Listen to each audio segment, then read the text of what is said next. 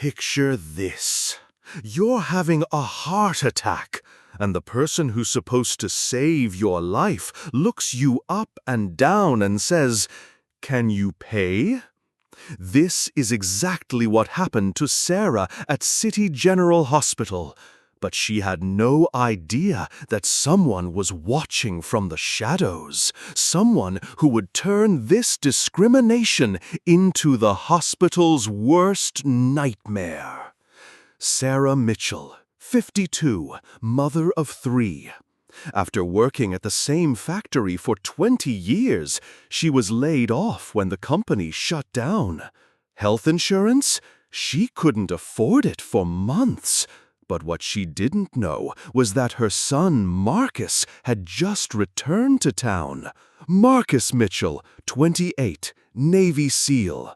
3 tours in Afghanistan, countless lives saved. He'd come home early to surprise his mother, but the scene he was about to discover was nothing like he expected. That Thursday evening, Sarah was preparing dinner when she felt a sharp pain in her chest. She began struggling to breathe. Her left arm went numb. Her neighbor, Mrs. Rodriguez, rushed her to the hospital. Walking into City General's emergency room, Sarah was stumbling, clutching her chest, drenched in sweat. But the scene she encountered at reception shocked her. "Do you have insurance?" the receptionist asked coldly. I think I'm having a heart attack," Sarah stammered. "We need to clarify your payment situation first. If you don't have insurance, you'll need to pay up front." Sarah's world collapsed. "Please, I'll find a way to pay, but I need help right now." "Sorry, rules are rules. We can't help you." Right at that moment, in Sarah's darkest hour, the hospital doors opened. Marcus walked in, dreaming of surprising his mother. But what he saw would change his life forever. His mother was sitting on the floor, crying and trying to breathe. The hospital staff around her acted as if she didn't exist. "Mom!" Marcus ran to her side. "What's happening here?" Seeing her son, Sarah felt a mix of surprise and relief. "Marcus, I don't have insurance, and they won't help me." Marcus's expression changed. His eyes took on a cold look. His war buddies would call that look the calm before the storm. Marcus stood up and walked to reception. His voice was calm, but carried an underlying threat. "My mother is having a heart attack. You need to help her immediately." The receptionist shrugged. "Sorry, she has no insurance. We have policies." "Policies?" Marcus's voice dropped another tone. "Would you like to hear about my policies?" Just then, Chief of Medicine Dr. Patterson was walking down the corridor. Noticing the situation, he approached. "What's the problem here?" Marcus turned and made eye contact with the doctor. "My mother is having a heart attack, and your staff is refusing to help because she doesn't have insurance." Dr. Patterson assessed the situation. He could see Sarah's condition. She was clearly in serious trouble. "Miss, when a patient can't guarantee payment, we really do have to." Marcus's patience snapped. "Stop!" Marcus's voice echoed throughout the entire emergency room. Everyone turned to look. "I'm Marcus Mitchell, Navy SEAL. I spent the last 3 years in Afghanistan protecting your freedom. I fought Taliban, survived bomb attacks, lost friends. Do you know why I did all that?"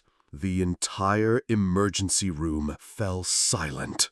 "Because I believed that every person on this soil, and I mean Every person has a life worth saving. And now you're telling me you'll abandon my mother to die because she doesn't have insurance?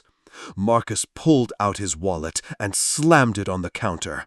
Here's my credit card. Here's my cash. Here's my military ID. But most importantly, he rolled up his shirt sleeve, revealing his military tattoos. Here's the promise from someone who bled for this country. I will pay for my mother's treatment costs, but help her now.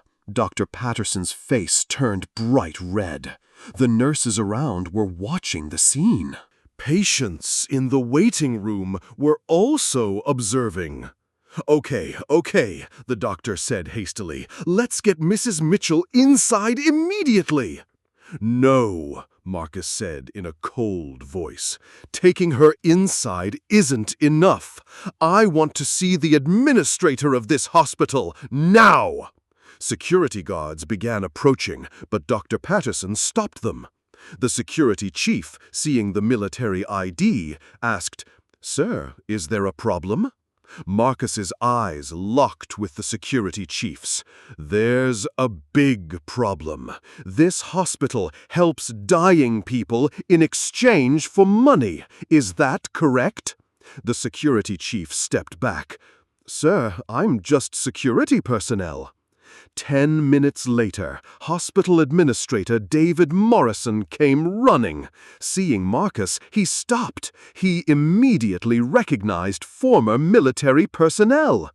"Mr. Mitchell, I understand the situation, and I'm extremely sorry. Your mother is receiving the best care right now."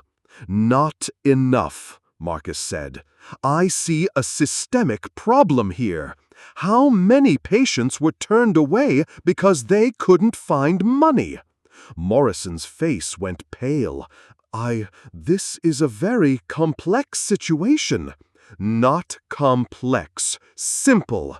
People's lives come before money. Period." Marcus pulled out his phone. "Now I'm calling the city's best lawyer, then local media. Then I'm sharing all the details of this incident on my social media accounts. I have 50,000 followers, and they're all veterans." Morrison's hands were shaking. "Please, let's find a solution." 3 hours later, Sarah was stable. As Marcus sat beside her, the door opened. Morrison entered with an elegantly dressed woman.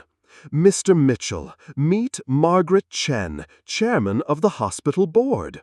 Margaret stepped forward. "Mr. Mitchell, the situation you experienced is unacceptable.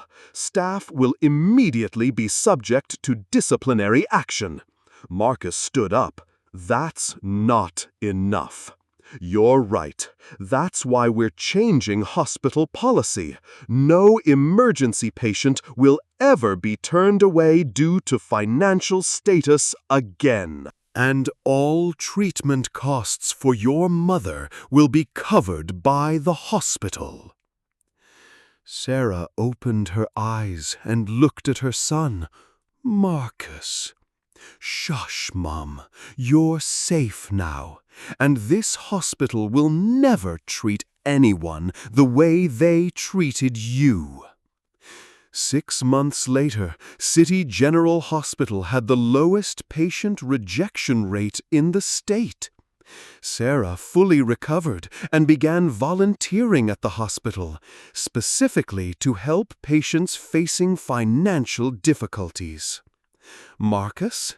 He's still active duty, but now he's home, near his mother. And he always says, "Sometimes you have to fight for justice, but real victory is making the system change itself." This story shows us, sometimes one person's brave stand can change thousands of lives. And real power isn't in the title you hold, but in your determination to stand up for what's right. My question to you: if you were in Marcus's position, what would you do? Share your thoughts in the comments.